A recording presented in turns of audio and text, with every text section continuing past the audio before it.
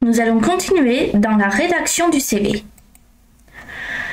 Cela peut sembler comme une évidence, mais votre CV doit former un tout cohérent. Il faut donc veiller à la logique.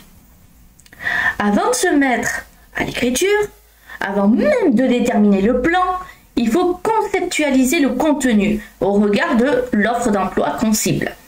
Il faut que le poste qu'on projette d'obtenir, d'occuper, apparaissent à travers le CV, comme la suite logique de tout notre parcours professionnel ou des études, si on est un jeune diplômé. En d'autres termes, on devrait pouvoir y lire une correspondance parfaite entre personnalité, qui transparaîtrait déjà, compétences, objectifs et les attentes de l'entreprise. Cela forme les 4 coins d'un carré, comme vous pouvez le voir ici. Alors, tout d'abord, il faut s'assurer que le projet est clair, que la candidature ne porte pas à confusion. Pour cela, vous pouvez afficher vos objectifs dès la bannière. Donnez votre brouillon à lire à une personne de votre entourage et demandez-lui de deviner quel poste vous prétendez, dans quel type de structure. Si cette personne vous donne la bonne réponse, c'est que c'est bon, vous avez tout gagné. Si c'est pas clair pour lui ou pour elle, c'est peut-être que vous hésitez encore sur la voie à suivre et que vous ne fermez pas d'autres portes.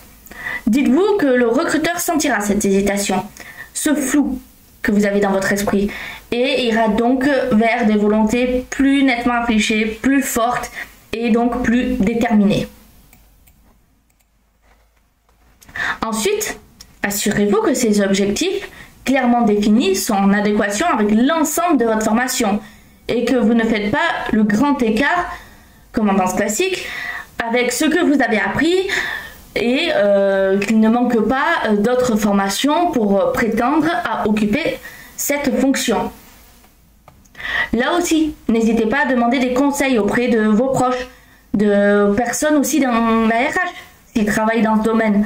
Surtout si vous connaissez des personnes, comme je viens de le dire, qui ont l'habitude de recruter. N'hésitez pas à demander des conseils. Et puis, il faut veiller à ce que les qualités personnelles que vous avez choisi de mettre en avant au travers de vos expériences, notamment celles dont vous pensez correspondent à vous, mais aussi au poste, sont des qualités attendues à ce poste. Vous pouvez aussi montrer sous le jour d'un gestionnaire tranquille, alors que l'emploi auquel vous postulez demande du dynamisme et une certaine innovation. Dans ce cas, forcément, ça ne marchera pas. On demandera à un manager de savoir écouter l'autre.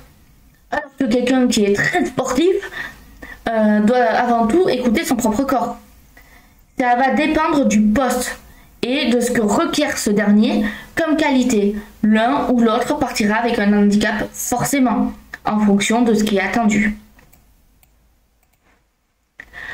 Enfin, il faut penser bien sûr à utiliser les mots-clés qui sont attendus par l'employeur.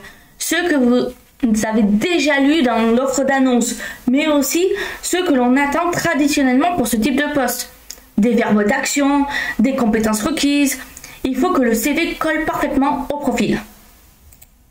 Maintenant, vous avez les notions essentielles pour pouvoir faire ce CV et veiller à sa logique.